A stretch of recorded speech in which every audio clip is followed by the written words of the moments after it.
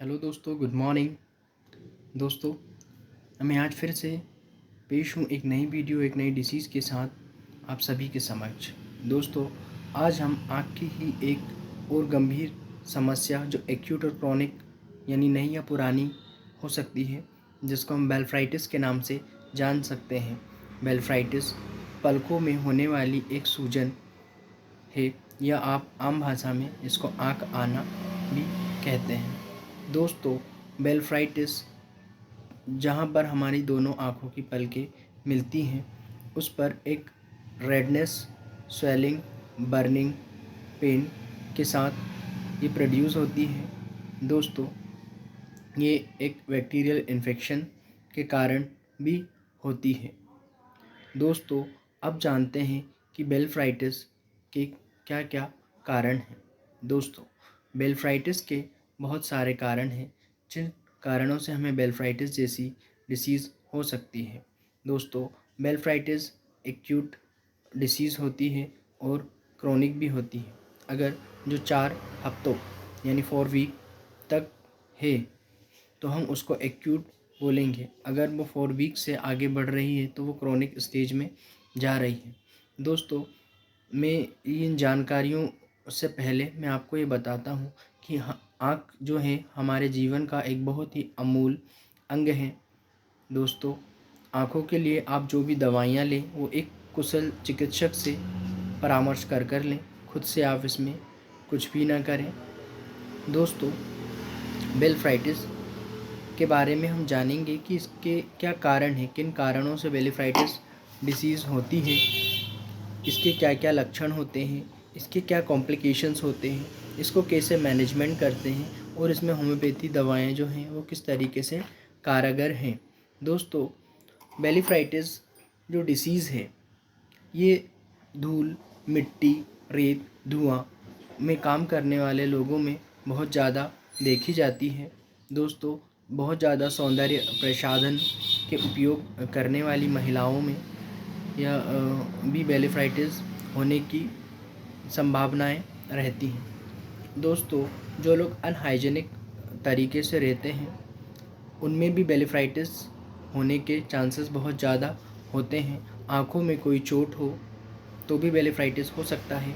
अगर आँखों में बहुत पुरानी कोई इंजुरी हो, एलर्जी की समस्या हो, सर में डैंड्रफ हो तो उसके कारण भी ब्लेफाइटिस हो सकता है। आँखों की जो आजू बाजू की संरचना है वहाँ पर रक्तवाहिनियाँ हैं, इसके कारण इन्फेक्शन भी होता है और उस इन्फेक्शन के कारण भी ब्लेफाइटिस हो सकता है। दोस्तों, ब्लेफाइटिस के क्या क्या लक्षण होते हैं। दोस्तों, हमारे जो पलकों के किनारे होते हैं उन किनारों पर एक सूजन आ जाती है और आँखों में बहुत ज़्यादा बेचैनी हमें महसूस होती है। पलकों के किनारों पर एक सफ़ेद रूसी या पपड़ी टाइप की इकट्ठी हो जाती है और उसमें बहुत ज़्यादा जलन या खुजली भी हमें महसूस हो सकती है। दोस्तों, पलकों के जो किनारे होते हैं वो बहुत मोटे से हमें महसूस होते हैं, जिससे हमारी जो पलकें होती हैं वो बार बार नीचे की ओर गिरती हैं।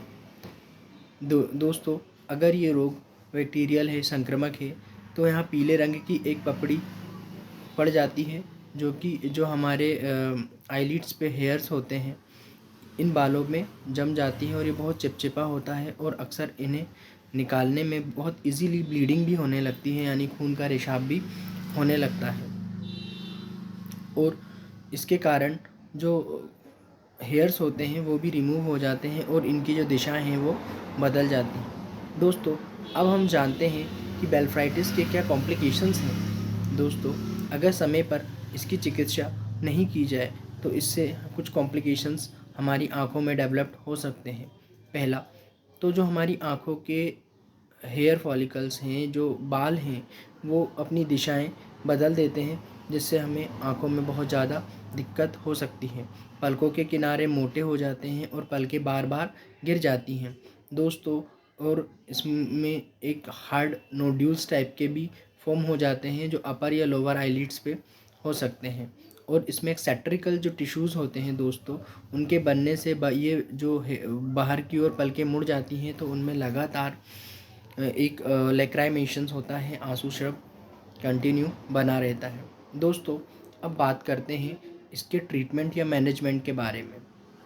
दोस्तों ये डिसीज़ अक्सर बड़ों में, बच्चों में या उन लोगों में देखने को मिलता है जो अनहाइजीनिक तरीके से रहते हैं या धूल, मिट्टी, सड़क, बोरिंग मशीन ऐसी जगह पर काम करने वाले, जिनका डायरेक्टली कांटेक्ट धूल से ज़्यादा होता रहता है। दोस्तों बच्चों में विशेषकर आप कुछ ऐसी चीज़ें दे सकते हैं जिनमें विटामिन ए की प्रचुर मात्रा हो, जैसे कि गाजर वगैरह।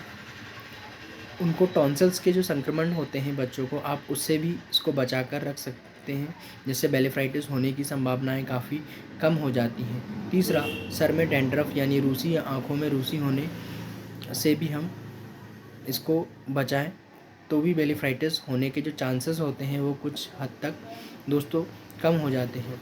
अगर आँखों की दृष्टि में कोई परेशानी आ रही है तो आप आँखों के चिकित्सक से मिलके चश्मा वगैरह जो भी उसका लगता है आप वो करा सकते हैं। दोस्तों इसमें हम पलकों में अगर सूजन है, वहाँ पपड़ियाँ जम रही हैं, जो बैक्टीरियल इन्फेक्शन के कारण होता है, उस कंडीशन में हम सोडा बाइकार्ब 3% ऑइलमेंट लेकर एक सॉफ्ट कॉटन से उसको धीरे धीरे हल्के से वहाँ पर साफ़ कर सकते हैं। और दोस्तों इसकी कुछ होम्योपैथिक दवाइयाँ भी हैं जिनका उपयोग करके हम ब्लेफाइटिस डिसीज़ को ठीक कर सकते हैं या उससे बच सकते हैं। दोस्तों मैं जो भी होम्योपैथिक दवाइयाँ आपको बताता हूँ वो आप आपके नज़दीकी या कोई भी कुशल होम्योपैथिक चिकित्सक से परामर्श कर ही लें, खुद से आप ना लें। ये सिर्फ मैं एक जानकारी के तौर पर ये वीडियो बना सकता हूँ। अब मैं आपको बताता हूँ होम्योपैथी की कुछ कारगर दवाइयाँ जो कि इस कंडीशन में ब्लेफाइटिस डिसीज़ के लिए काफ़ी असरदार और कारगर है। नंबर पहली जो दवाई है, इसको मैं अपनी अन्य वीडियो में भी डिस्कस कर चुका हूँ, बेलाडोना। दोस्तों बेलाडोना 30, अगर आपकी पलकों में रेडनेस है, बर्निंग है और वहाँ पर बहुत ज़्यादा सूजन है, उस कंडीशन में आप बेलाडोना 30 का उपयोग कर सकते हैं। ये फर्स्ट स्टेज ऑफ इन्फ्लेमेशन, अगर एक्यूट कंडीशन है उस कंडीशन में आप इसको दे सकते हैं। काफ़ी कारगर दवाई है ब्लेफाइटिस के लिए। दूसरी मेडिसिन है आपकी हिपासल्फ, अगर ब्लेफाइटिस डिसीज़ बहुत क्रॉनिक कंडीशन है जिसके कारण नोड्यूल्स फॉर्म है और उनमें सपोरेशंस है यानी पस बन रहा है, उस कंडीशन में आप हिपासल्फ दवाइयों का भी उपयोग कर सकते हैं। इसको भी 30 पोटेंसी में 2-2 बूंद दिन में 3 बार आप ले सकते हैं। तीसरी जो दवाई है जो आँखों के लिए काफ़ी, अगर आँखों के अंदर बहुत ज़्यादा जलन हो, बर्निंग हो और पिंचिंग टाइप ऐसा लग रहा हो कि कुछ चुभ रहा है, तो उस कंडीशन में आप एक और दवा ले सकते हैं। उस दवा का नाम है यूफ्रेशिया 30 का आप उपयोग कर सकते हैं। दोस्तों अगर आपको आँखों में ऐसा सेंसेशन हो रहा हो कि वहाँ पर कुछ सैंड वगैरह है या गड़ रही है, तो रेत की बनी हुई होम्योपैथी में भी एक दवाई आती है जिसका नाम है शाइलिशिया। आप उस दवा का उपयोग करके इन सब समस्याओं से, ये जो सिम्टम्स आ रहे हैं ये सब रिमूव हो सकते हैं। दोस्तों चौथी जो दवाई है वो माइजेरियम है। अगर आँखों की पलकों पर बहुत पपड़ियाँ टाइप की जम रही हों और उसमें बहुत ज़्यादा खुजली हो, इचिंग हो, बर्निंग हो, उस कंडीशन पे आप माइजेरियम का उपयोग कर सकते हैं। 30 पोटेंसी में आप इसको सुबह, दोपहर, शाम दिन में 3 बार 2-2 बूंद ले सकते हैं 7 दिन तक। दोस्तों इसके बाद अगर बहुत ज़्यादा हार्ड नोड्यूल्स प्रोड्यूस हो गए हैं अपर या लोअर आईलिड्स पे, उस कंडीशन में स्टेफेसेगेरिया भी एक बहुत ही अच्छी और कारगर दवाई है। इसको ठीक करने के लिए कल्केरिया फ्लोर 3x में आप ले सकते हैं। ये भी जो गांठ हैं, जो नोड्यूल्स हैं, उनको घोलने का काम कर सकती है। दोस्तों इसके बाद अगर आपकी पलकें चिपक रही हैं और वहाँ पर दर्द है, बर्निंग है और कुछ उससे रिशाब हो रहा है, उस कंडीशन में आप ग्राफाइटिस 30 का उपयोग कर सकते हैं सुबह, दोपहर, शाम 7 दिन तक। दोस्तों ये थी होम्योपैथी की कुछ कारगर दवाएं जो ब्लेफाइटिस में बहुत अच्छा रोल प्ले करती हैं उसको ठीक करने में। दोस्तों, मैंने ये जो दवाइयाँ आपको बताई हैं इस वीडियो के माध्यम से, दोस्तों ये काफ़ी ही कारगर दवाइयाँ हैं। दोस्तों, सबसे पहले तो आप अगर ये में से कोई भी मेडिसिन्स लें तो प्लीज़ खुद से आप ना लें। आप जो भी कुशल होम्योपैथिक चिकित्सक है उसका परामर्श लें और उनके कहे अनुसार इन दवाइयों का प्रयोग करें। दूसरी बात, अगर ये कंडीशन काफ़ी पुरानी है, क्रोनिक है, तो दोस्तों आप आँखों के चिकित्सक से मिलिए, उनसे कंसल्ट कीजिए और उनके बताए हुए मार्गदर्शन पर चलिए, तो ये डिसीज़ आपका काफ़ी जल्दी क्योर होगा। दोस्तों, मुझे इतनी देर सुनने के लिए आपका शुक्रिया। दोस्तों, आपको ये वीडियो कैसा लगा? अगर ये वीडियो आपको अच्छा लगा हो, ये जानकारियाँ अच्छी लगी हों, तो प्लीज़ मेरे वीडियो को शेयर कीजिए, लाइक कीजिए और मेरे चैनल को सब्सक्राइब कीजिए और बेल आइकन ज़रूर दबाइए ताकि मैं जब भी कोई नेक्स्ट वीडियो अपलोड करूं तो उस तक आपकी जानकारी पहुंचे। दोस्तों, धन्यवाद।